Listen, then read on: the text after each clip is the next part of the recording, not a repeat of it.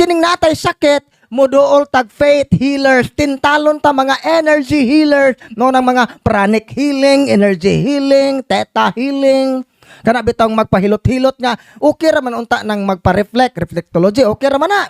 Kanang magpahilot, naapo kaga pahilot anang muhimulso, naapo kaga mutayhop, usa kana bitong manghilutay nga kanang magtugab-tugab, brr, natahilot pon tugab, brr, ngano man ka manang ahong gisuyop ang imong negative energy. Kay og dinhi na di ko mutugab, ako'y masakit kay nasuyop nako ang imong sakit. Unsa man kang klasiha sa abilidad nga imong mangsuyupon ahong sakit, dili man ingon ana ang natural nga pagpanghilot.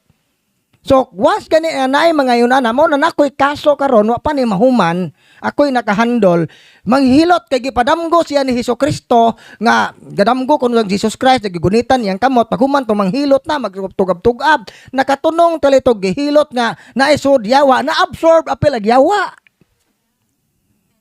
Dili ra kay panuhot may nasuyop apil ag demonyo nasuyop at tuwa na yawaan.